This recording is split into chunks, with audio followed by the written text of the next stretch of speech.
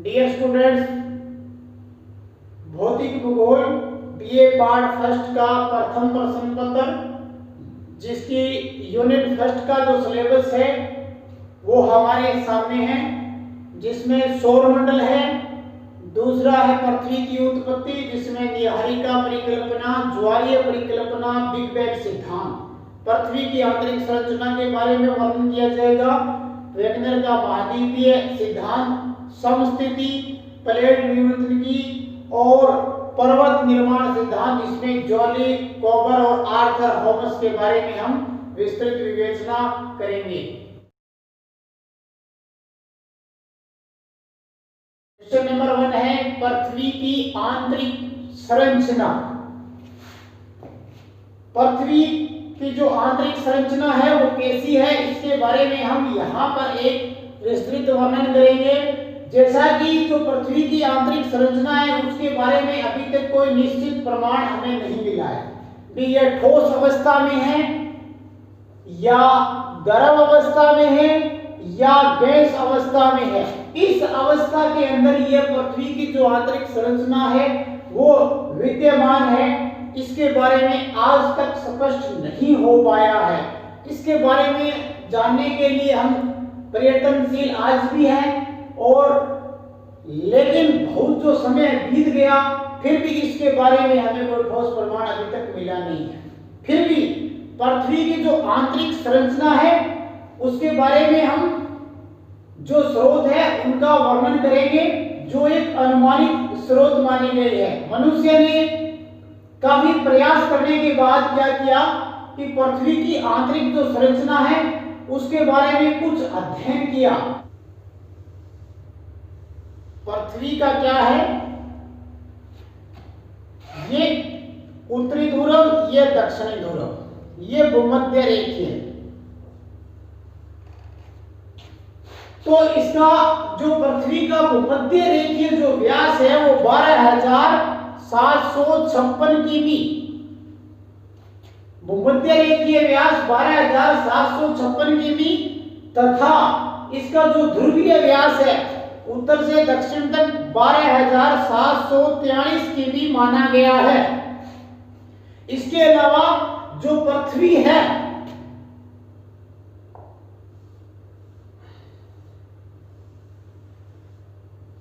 ये पृथ्वी का केंद्र है, ये ऊपरी है पटल, ये पृथ्वी का केंद्र, ये ऊपरी पटल। तो जो पृथ्वी का केंद्र है वो कितनी गहराई में है, यहां से इसकी गहराई कितनी है, 6,374 किमी गहराई मानी गई है।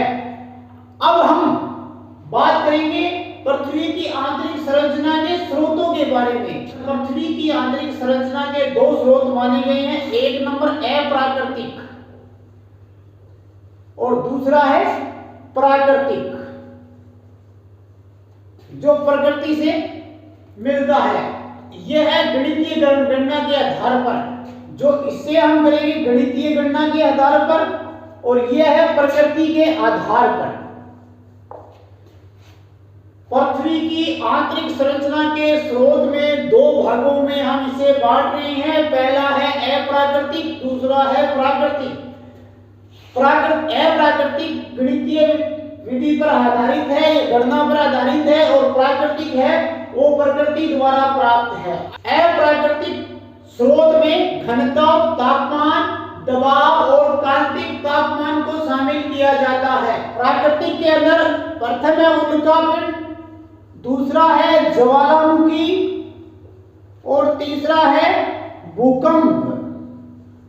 ये सारे हमें प्रकृति से प्राप्त होते हैं या प्रकृति द्वारा प्रदत्त स्रोत है। स्रोत में अप्राकृतिक और अप्राकृतिक में घनत्व। सबसे पहले हम घनत्व के बारे में बताएंगे कि घनत्व है क्या।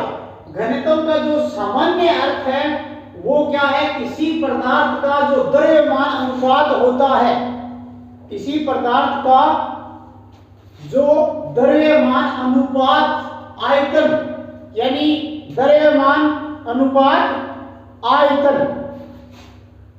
जिसे सदैव ग्राम प्रति घन सेमी में मापन किया जाता है। इसका मापन जो है वो ग्राम प्रति घन सेमी में किया जाता है। अब जैसे घनत्व निकालना है किसी चीज का, तो घनत्व बराबर द्रव्यमान बटा उसका क्या होगा, आयतन। ये विधि है घनत्व निकालने की। यहां पर एक जो आपको नोट लगाना है वो ये है कि जितने भारी पदार्थ होंगे उनका क्या है, घनत्व ज्यादा होगा, और जो हल्के पदार्थ होंगे उनका घनत्व क्या होगा, कम होगा। घनत्व के आधार पर पृथ्वी के जो ये परतें हैं वो 3 प्रकार की है, ऊपरी परत, मध्यम परत और अंतरम परत। अब जो ऊपरी परत है, जो ऊपर का जो पार्ट है, ये भूपर्पट्टी या क्रस्ट जिसे हम बोलते हैं, तो इससे जो लगती ये परत है जिसे ऊपरी परत कहा गया है, जिसका घनत्व है 2.7 से 3.0 ग्राम प्रति घन सेमी, और इसकी खास बात यह हल्के पदार्थों से बनी है। सेकंड नंबर है मध्यम परत, जिसका घनत्व 4.5 से 7.5 ग्राम प्रति घन सेमी है, और यह क्या है, मध्यम नाम से ही पता चलेगा, मध्यम नाम से ही पता चलेगा कि मध्यम भारी पदार्थों, मध्यम भारी पदार्थों से बनी है। ये जो बीच की परत है। अब आएगा अंतरम परत। जो अंतरम परत है इसका घनत्व है वो 8 से 11 ग्राम प्रति घन सेमी है, तथा 11 से 13 ग्राम प्रति घन सेमी भी इसका घनत्व है। यह सर्वाधिक भारी पदार्थों से बनी है। इसका घनत्व ज्यादा होने का कारण क्या है, भारी पदार्थ। जैसा कि मैंने नोट में बताया कि जहां जो पदार्थ जितना भारी होगा उसका घनत्व उतना ज्यादा होगा। उसी प्रकार यह जो अंतरम परत है इसका घनत्व ऊपरी दोनों परतों से अधिक है, क्योंकि इसमें जितने भी पदार्थ है वो भारी पदार्थों से निर्मित है, इसलिए उनका घनत्व सबसे ज्यादा पाया जाता है। घनत्व के बाद दूसरा आता है तापमान। अप्राकृतिक स्रोत में दूसरा जो बिंदु है वो है तापमान। तो पृथ्वी की आंतरिक सतह का तापमान कितना है, इसका सर्वप्रथम सबसे पहले जो निर्धारण किया गया था वो केल्विन महोदय ने किया था। केल्विन ने इसका निर्धारण किया था और उसने बताया था कि पृथ्वी के भूगर्भ में 32 मीटर की गहराई पर 1 डिग्री सेंटीग्रेड तापमान क्या है, बढ़ जाता है। जब 32 मीटर गहराई में हम जाएंगे तो 1 डिग्री सेंटीग्रेड तापमान बढ़ जाएगा। इस गणना का जो उसने आधार क्या माना, जो ये गणना उसने दी, उसने कहा कि 32 मीटर पर जब 1 डिग्री सेंटीग्रेड तापमान बढ़ रहा है, 1 डिग्री तो 1 मीटर का हमें निकालना हो तो 1 बटा क्या हो जाएगा, 32। अब यदि हमें पृथ्वी की जो आंतरिक संरचना है यहां से यहां तक, इसकी जो केंद्र तक दूरी है 6374 किमी, तो हमें किमी का निकालना है 6374 किमी पर। ये कितना आ जाएगा, तो 1/32 इंटू 6374 इंटू, क्योंकि 1000 मीटर होते हैं 1 किलोमीटर में, तो 1000। ये जो गणना हमने रखी है इसमें क्या होगा, किलोमीटर को किस में बदला जा रहा है, मीटर में बदला जा रहा है। अब हम बताएंगे कि जब इसकी गणना होगी तो ये आ जाएगा आपके पास 2 lakh centigrade, 2 lakh degree centigrade तापमान। यह गणना किसने दी थी, केल्विन ने, केल्विन महोदय ने यह गणना की। लेकिन इस गणना, जो केल्विन की यह गणना है, इसका भी मुख्य दोष यह था कि केल्विन महोदय ने रेडियो एक्टिव पदार्थों के स्वभाव को ध्यान में नहीं रखा। इसका सबसे बड़ा दोष, इस गणना का सबसे बड़ा दोष यह रहा कि केल्विन महोदय ने रेडियो एक्टिव पदार्थों का बिल्कुल भी ध्यान नहीं रखा। अब आएगा जो नवीन वैज्ञानिक गणना, ये तो केल्विन महोदय की गणना थी, नवीन वैज्ञानिक गणना जो केल्विन ने जो बता दिया कि 32 मीटर पर 1 डिग्री सेंटीग्रेड तापमान बढ़ जाएगा, तो क्या हुआ कि नवीन उसके में दोष आ गए क्योंकि उसने रेडियो एक्टिव पदार्थ के स्वभाव को बिल्कुल ध्यान में नहीं रखा, जो कि समय अनुसार बदलते रहते हैं। अब क्या हुआ कि नवीन वैज्ञानिक गणना हुई, उसमें प्रथम 100 किमी की गहराई तक, जो फर्स्ट 100 किमी है उसकी गहराई तक नवीन गणना में यह बताया गया कि 32 मीटर पर, प्रथम 100 किमी की गहराई पर 32 मीटर के हिसाब से क्या 1 डिग्री सेंटीग्रेड तापमान बढ़ता है। प्रथम जो 100 किमी की गहराई है, जो नवीन भूवैज्ञानिक गणना है उसमें प्रथम 100 किमी की गहराई तक 32 मीटर पर 1 डिग्री सेंटीग्रेड तापमान बढ़ता है। अतः 100 किलोमीटर की गहराई पर फिर कितना हो जाएगा तापमान?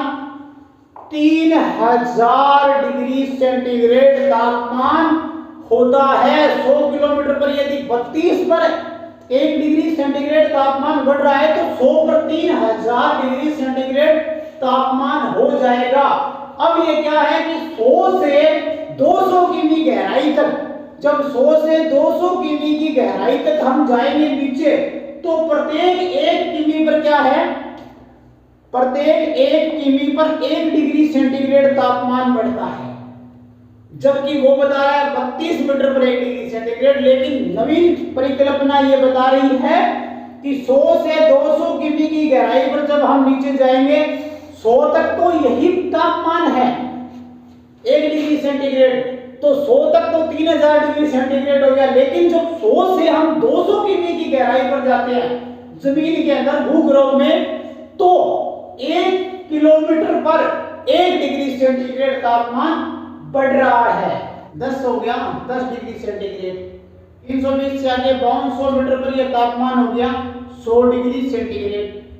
तो 5200 से आगे फिर क्या हो गया, 32000 मीटर पर ये कितना हो गया, 32000 मीटर पर हो गया 1000 डिग्री सेंटीग्रेड, 1000 डिग्री सेंटीग्रेड।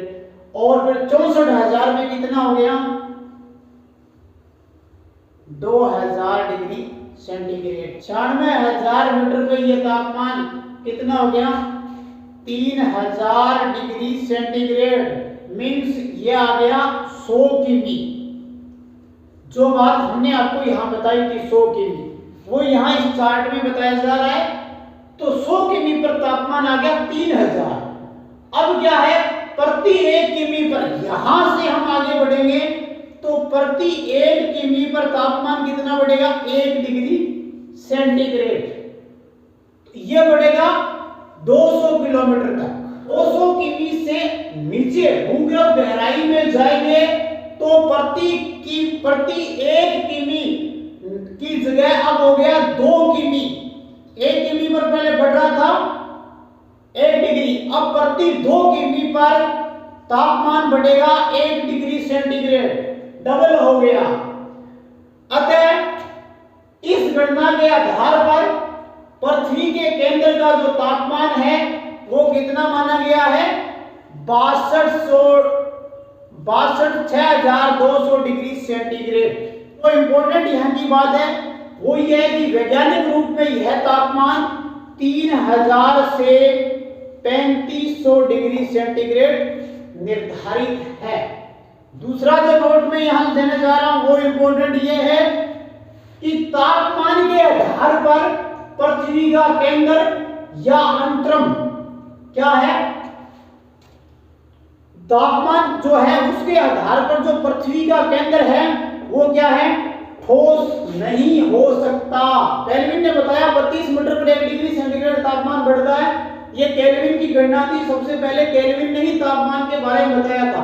उसके बाद जो नवीन वैज्ञानिक आए उन्होंने गणना दी, उन्होंने कहा कि 100 किमी तक तो 32 मीटर 1 डिग्री सेंटीग्रेड के हिसाब से ही तापमान बढ़ता है, तो 100 किलोमीटर पर ये कितना हो जाता है, 3000 डिग्री सेंटीग्रेड हो जाता है। अब ये गणना मैंने दी कि 32 पर 1 320 पर 10, 5200 पर 100, 32,000 पर 1,000, 64,000 पर 2,000, 96,000 मीन 100 किलोमीटर पर 3,000 डिग्री सेंटीग्रेड तापमान हो गया। अब बात यह है इंपोर्टेंट यहाँ की 100 किलोमीटर तक तो प्रति 1 किमी पर 1 डिग्री सेंटीग्रेड तापमान ही बढ़ता है, लेकिन 100 से जस्ट आगे बढ़ते ही 2 किलोमीटर बढ़ गए, 2 किलोमीटर पर 1 डिग्री सेंटीग्रेड तापमान बढ़ता है। ये यहाँ परिवर्तन हुआ है और इस आधार पर क्या है, इस आधार पर जो पृथ्वी के केंद्र का जो तापमान है वो क्या है, 6200 डिग्री सेंटीग्रेड होगा। अब 2 नोट है इसके अंदर इंपॉर्टेंट नोट नंबर 1, वैज्ञानिक रूप से जो पृथ्वी का जो केंद्र का जो तापमान निर्धारण किया गया वो 3000 से 3500 डिग्री सेंटीग्रेड ही है। नोट नंबर 2, तापमान के आधार पर पृथ्वी के केंद्र या अंतरंग कोण ठोस अवस्था में नहीं हो सकता। सी नंबर है इसका दबाव। तो पृथ्वी की जितनी भी ऊपरी परतें हैं वो आंतरिक दबाव क्या है डालती है, ऊपरी परतें निचली परतों पर दबाव डालती है। अत्यधिक दबाव से क्या है, वह उच्च आकर्षण बल के कारण जो अत्यधिक क्या है पदार्थ वो ठोस होगा। जो ठोस है वो 20 लाख मिलीबार तक होता है। इस उच्च दबाव पर पृथ्वी का अंतरम क्या है, निश्चित ठोस अवस्था में होगा। जो पृथ्वी का अंतरम भाग है वो निश्चित ठोस अवस्था में होगा। अब यहाँ पर जो एक बात ध्यान रखने वाली बात यह है कि प्रयोगशाला में जो किए गए प्रयोग है उनके आधार पर कहा गया है कि एक निश्चित गहराई के बाद जो चट्टानें हैं, ऊपरी जो चट्टानें हैं वो आंतरिक जो जितनी जमीन के भूगर्भ के अंदर जितनी भी चट्टानें हैं उन चट्टानों पर क्या है दबाव डालना बंद कर देती है। यह एक प्रयोगशाला के अंदर निष्कर्ष किया गया है। अप्राकृतिक स्रोत का जो चौथा पॉइंट है वो है कांतिक तापमान मीन्स दबाव डैश तापमान। अब हम बात करें कि इसमें जो टॉपिक है ए नंबर गलनांक बिंदु।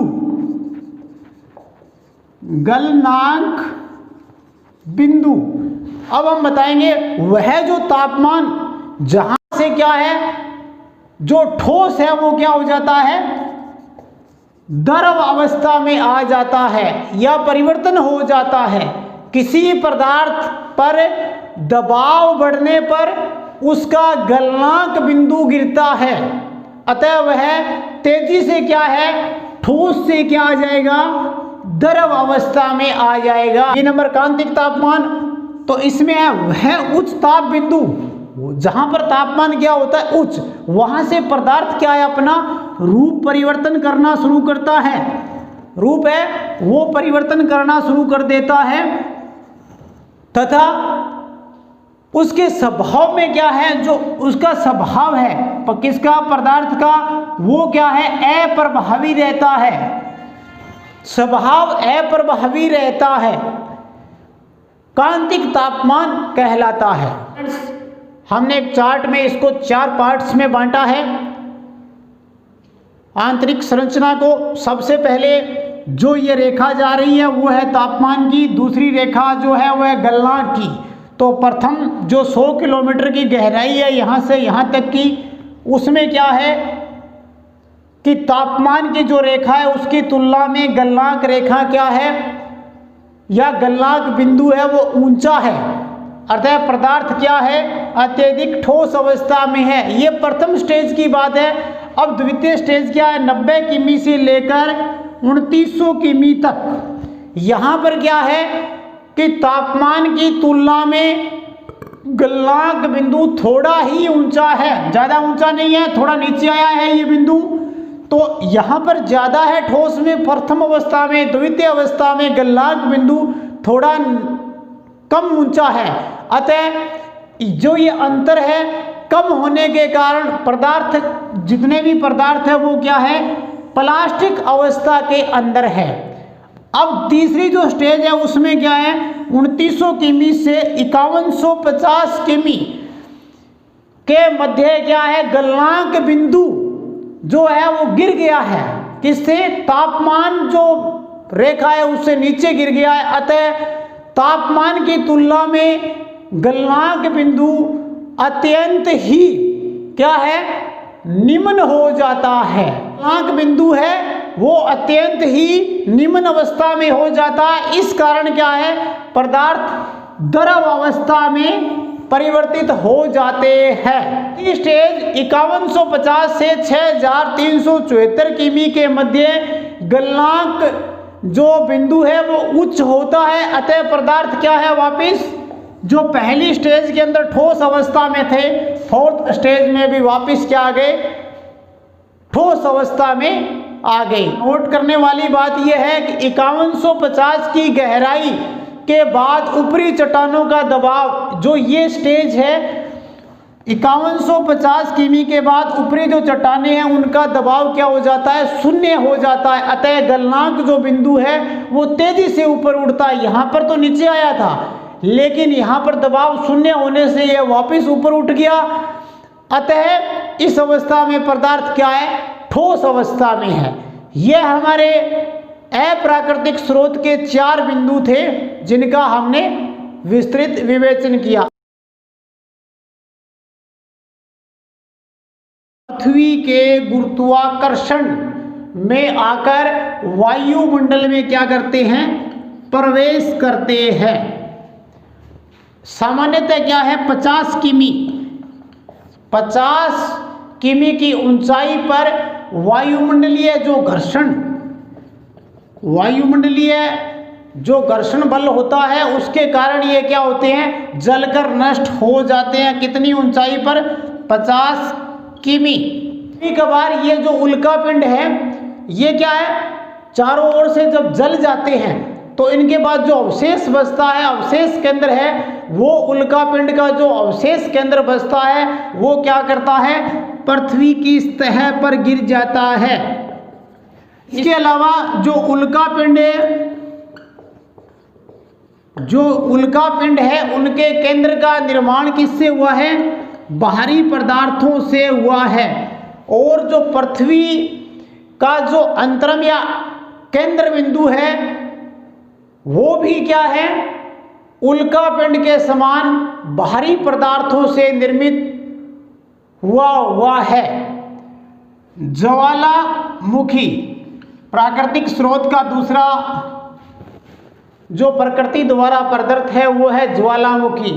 तो क्या है, भूमि की सतह पर जब विस्फोट होने वाले, जो ये भूमि की सतह है इसके ऊपर विस्फोट होने वाले ज्वालामुखी से उद्गारित क्या होता है, मैग्मा द्रव।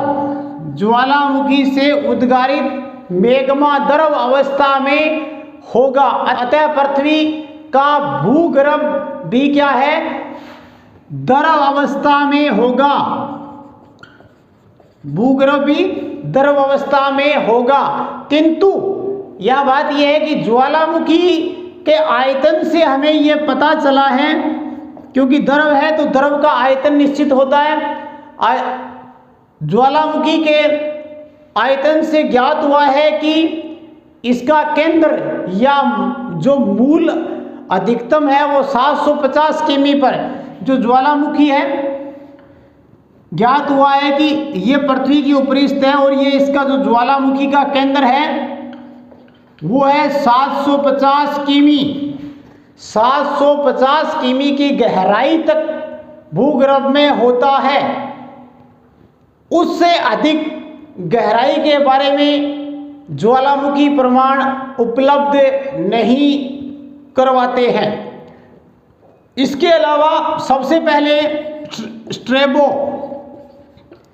स्ट्रैबो ने ज्वालामुखी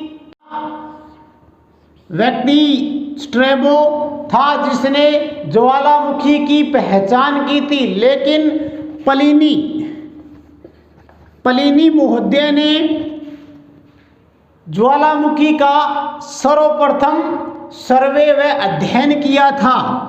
इसने किया सर्वे व अध्ययन। पहचान किसने की? स्ट्रैबो इसकी पहचान करता है और सर्वे व अध्ययन सबसे पहले प्लिनी महोदय ने इसका किया था। प्राकृतिक स्रोतों में उल्कापिंड, ज्वालामुखी के बाद जो तीसरा टॉपिक है वो है भूकंप। भूकंप के अंदर पृथ्वी के भूगर्भ का ये क्षेत्र भूकंप मूल और ये कहलाता है अधिकेंद्र। मूल केंद्र है, यहाँ से तरंगे निकल रही है P और S, जिनका हम यहाँ वर्णन करेंगे। भूकंपीय लहरें 3 प्रकार की हैं, P लहर, S लहर और L लहर। सबसे पहले P लहर के बारे में पढ़ेंगे। भूकंप की तरंगों को P, S और L तरंग में बांटा गया है। सबसे पहली है P प्राथमिक तरंग। तो यह तरंगे, ये जो यहाँ से भूकंप मूल केंद्र से सबसे पहले यह पहुँचती है, क्योंकि इनकी गति है 7-8 किमी प्रति सेकंड, सबसे पहले पृथ्वी के धरातल पर पहुँचती है। इसके अलावा ये तरंगे ठोस, द्रव व गैस, इंपॉर्टेंट बात, ठोस, द्रव व गैस तीनों अवस्थाओं से गुजर सकती है। यह दूसरी जो तरंग है, अब हम बात करेंगे एस लहर की। एस लहर या तरंग, जो एस तरंग है, यह धरातल पर कुछ देरी से पहुंचती है। जैसा कि इसकी गति है और इसकी एस लहर की गति में फर्क है। यह 5-6 किमी प्रति सेकंड से चलती है। इसके अलावा यह धरातल पर थोड़ी देरी से पहुंचती है। यह तरंगें क्या होती है, कम घातक, ज़्यादा खतरनाक नहीं होती, तथा यह सिर्फ ठोस व तरल में ही गुजर सकती है। इसके बाद जो अल लहर आएगी, अल लहर की हम बात करें तो इसे बोलते हैं धरातलीय तरंग, जिसका यहां वर्णन किया गया है धरातलीय तरंग।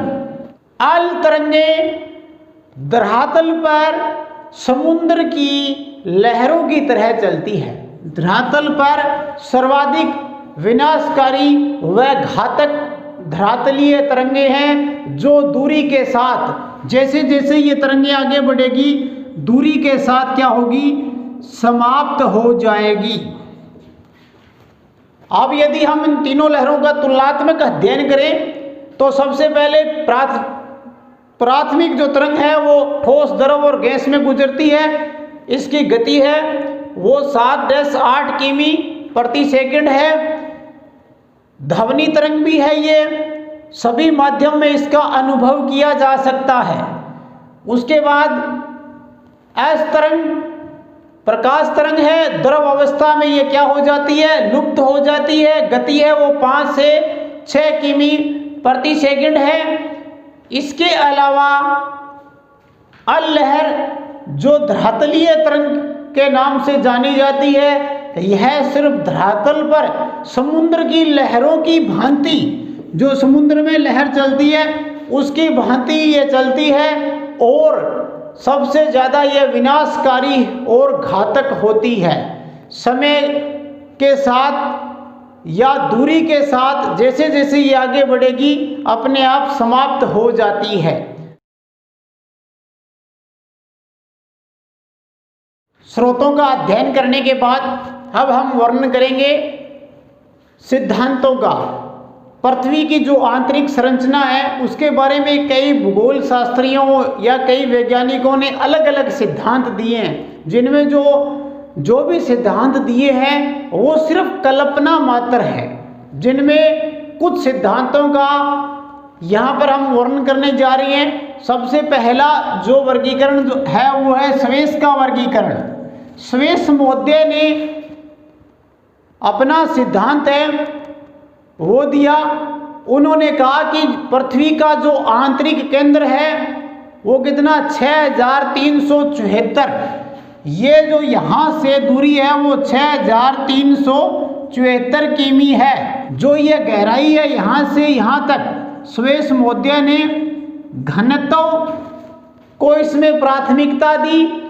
वह उन पदार्थों की जो संरचना है, जो पदार्थ बने हैं उनकी संरचना किन तत्वों से हुई है, उन तत्वों को सुरेश महोदय ने प्राथमिकता दी अपने सिद्धांत में। उसने अपने सिद्धांत में 3 जो भाग बांटे, उसमें सबसे पहले सियाल, सीमा, नीफे, 3 पार्टों में पृथ्वी की आंतरिक संरचना का विभाजन किया।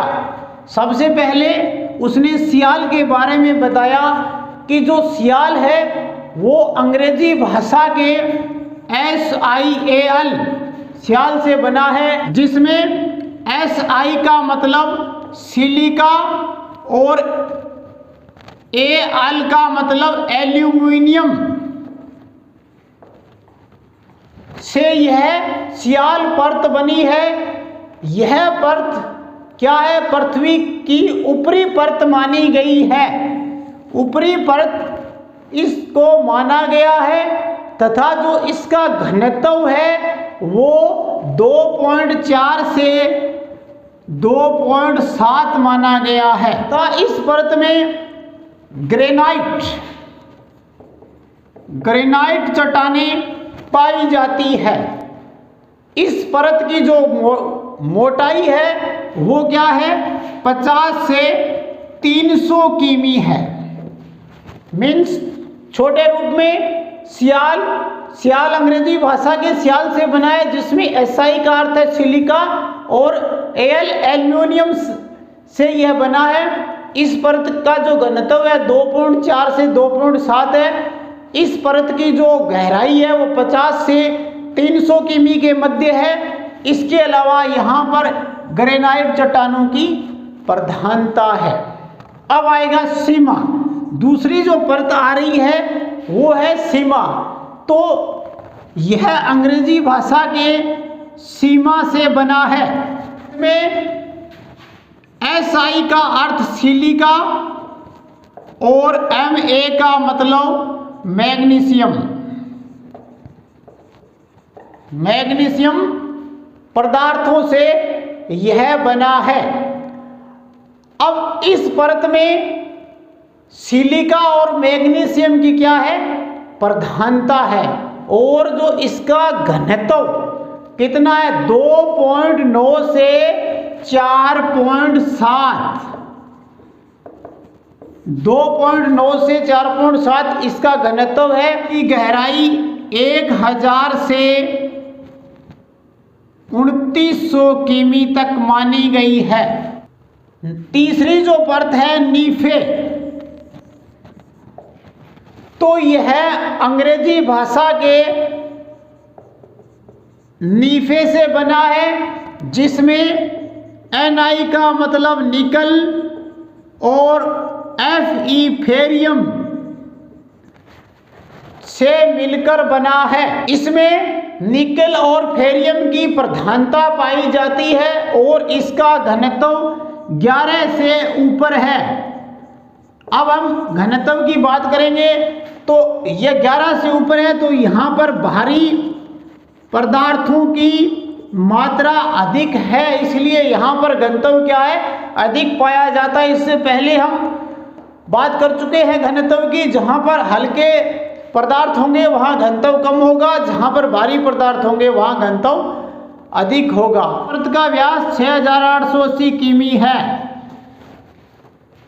ये 3 पार्ट्स सुरेश महोदय ने पृथ्वी की आंतरिक संरचना के माने हैं। दूसरा जो सिद्धांत है वो है आर्थर होमस का। आर्थर होमस ने पृथ्वी की आंतरिक संरचना को 2 भागों में बांटा। एक ऊपरी परत और दूसरा है निचली परत। आर्थर होमस ने पृथ्वी की जो ऊपरी परत है, ऊपरी जो परत है वो सियाल और सीमा के मिश्रित रूप में पाया जाना माना है।